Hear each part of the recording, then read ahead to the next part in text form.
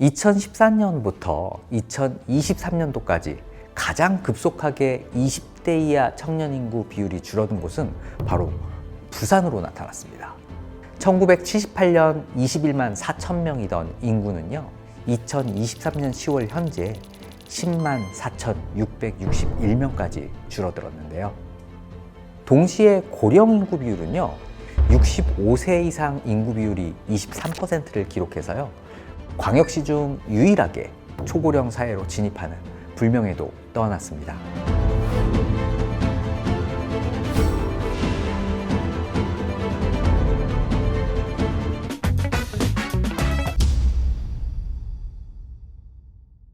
안녕하세요. 장소가 돈이 되는 시간 플레이스 101의 정재훈입니다.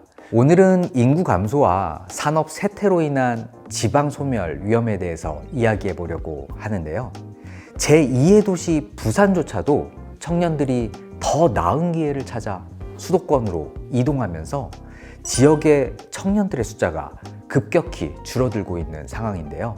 출산율도 낮아지고 고령화가 빠르게 진행되어 인구 구조가 급변하고 있습니다. 이에 대한 해결 방안은 없을까요? 함께 살펴보시죠.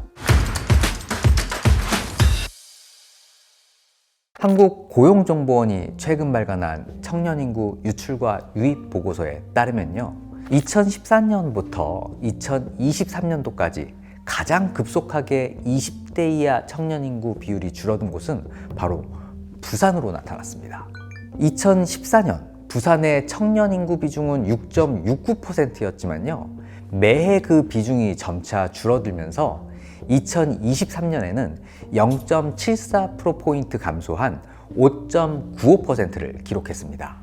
이는 부산이 청년들에게 더 이상 매력적인 도시로 인식되지 않고 있음을 시사하는데요. 최근 10년간 수도권으로 이전한 부산 청년 인구는 전체 순유출의 54%인 10만 1000명에 달할 정도로 청년 인구 또한 수도권으로 유출되고 있어서 더욱 문제입니다. 부산 외에도 소위 부울경 지역과 대구, 경북권 지역에서도 청년 인구가 두드러지게 감소하는 경향이 관측되었습니다. 이처럼 비광역도시뿐만 아니고요, 광역도시 지역에서도 청년 인구 유출이 빨라지는 모습이 보이고 있는데요. 이는 청년들이 더 나은 교육, 취업 기회, 그리고 생활 환경을 찾아서 수도권으로 이동하고 있음을 보여주고 있습니다. 반면 수도권 지역 중 경기는요, 청년 인구가 오히려 늘어나고 있는데요. 이는 경기도가 청년들에게 더 많은 기회와 혜택을 제공하고 있음을 나타냅니다. 이러한 현상이 수도권 집중 현상을 더욱 가속화시키고 비수도권 지역의 인구 감소와 경제적 어려움을 심화시킬 수 있겠습니다.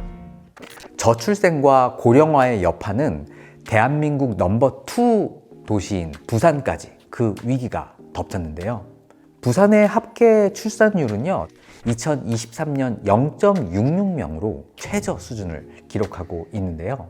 이는 부산이 출산율 저하 문제를 심각하게 겪고 있음을 보여줍니다.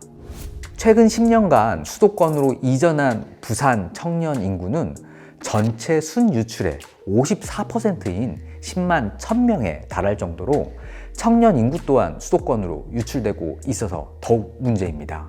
동시에 고령 인구 비율은요, 65세 이상 인구 비율이 23%를 기록해서요, 광역시 중 유일하게 초고령 사회로 진입하는 불명예도 떠안았습니다. 이처럼 부산은 청년층의 유출과 고령화 문제로 인해서요, 인구 구조가 급격히 변화하고 있는데요. 부산이 이러한 문제를 해결하기 위해서는요, 청년층을 유입시키고 고령층을 지원하는 정책과 노력이 필요하겠습니다. 부산 자치구 중 소멸 위험도가 가장 높은 지역은요, 영도구인데요. 영도는 대한민국 조선산업의 발상지로 1960에서 70년대 초반까지는요, 대표적인 조선산업 기지였습니다. 그러나 1970년대 중반 이후부터요, 지역의 조선산업의 경쟁력이 쇠퇴하면서 젊은 층이 일자리를 찾아 떠나기 시작했고요, 인구는 급속히 줄어들었습니다.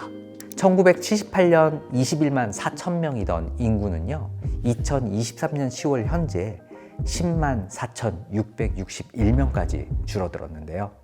그 결과 영도는요, 사실상 노인과 빈집만 가득한 쇠락한 도시로 전락하고 말았습니다. 자, 인근의 영선 아파트는요, 1969년 240세대 규모로 지어졌지만요, 현재는 두세 채만 남기고 모두 빈집입니다. 바로 옆 영선 미니 아파트는요, 246세대 가운데 절반 정도가 빈집입니다. 영도구는 자구책으로 부산의 산토리니 마을로 불리는 영선이동 휜여울마을을 비롯해서요, 동래동, 대평동, 동삼동 등의 커피거리를 조성하는 등 도시재생을 시도했습니다. 이러한 시도는 연간 100만 명 이상이 휜여울마을과 동래동 커피거리를 찾는 성과로 이어졌습니다. 그러나 인구 감소를 막기에는 역부족이었습니다. 휜여울마을이 조성되어 낮에는 그래도 사람이 있지만 그곳에 사는 원주민에게는 소음과 쓰레기만 남아있고 밤에는 더욱 적막하다고 합니다.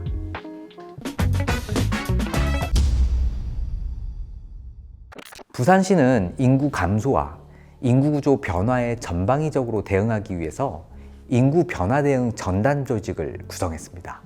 이 조직은 인구 감소로 인한 위기 심화 속도를 완화하는 데 초점을 맞추고요, 부산의 인구 변화 대응 전략과 주요 과제를 점검하고 있는 상황입니다. 하지만 대기업 부재 등 일자리 부족이 가장 큰 문제로 지적되고 있는데요, 주변 학부모들이나 고3 수험생들은 모두 한결같이 인서울을 외치고 있는 상황에서 부산시가 청년 문제에 대해 수도권보다 더 적극적인 자세를 갖기를 원하고 있습니다. 저출생과 고령화, 수도권 인구 유출에 따른 인구 감소 문제는 해당 자치단체만의 문제는 아닙니다. 국토교통부는요, 5개 광역시를 도심융합특구로 지정하고 도심융합특구 기본계획을 승인했는데요. 이는 대통령 직속 지방시대위원회가 지방시대 4대 특구를 조성하기로 발표한 데 따른 조치입니다. 좀 더 구체적으로 살펴보면요, 지방판 판교 테크노밸리를 조성하는 작업이 시작됩니다. 2030년에서 35년까지 산업, 주거, 문화, 교육 등 고밀 복합 개발을 통해서 도심 융합 특구를 조성하여 수도권 집중을 해소하고 지방의 성장 거점을 구축할 계획입니다. 도심 융합 특구에는요, 각종 인센티브가 부여됩니다. 용도 지역, 용적률 등 건축 규제가 완화되고 고밀 개발이 쉬워집니다. 도심의 기존 인프라를 활용해서요, 지역별 핵심 산업을 육성하는 전략입니다. 부산은요, 2030년까지 해운대구 반여동 일대에 191만 제곱 규모의 혁신산업 단지를 조성해서요, 스마트 선박, 로봇, 지능형 기계 산업을 발전시킬 계획입니다. 현재 조성 중인 센텀2 도시 첨단 산업 단지와 연계해서 지역 성장 거점으로 육성할 방침입니다. 다만 이러한 압축 개발이 인구 감소를 해결할 만능 열쇠라고 생각하면 오산이겠습니다.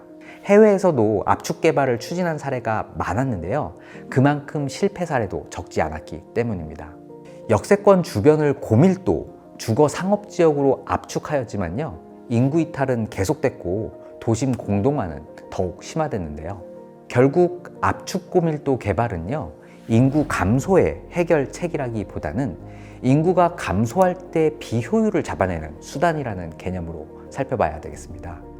도심부에 교통망, 병원, 마트 등 필수 시설이나 일자리가 없으면 압축 개발도 의미가 없습니다. 그래서 하드웨어뿐만이 아니고요, 소프트웨어도 함께 개선돼야 되겠습니다. 제2의 대도시 부산이 다시 한번 도시 경쟁력을 가지게 되기를 희망해 봅니다.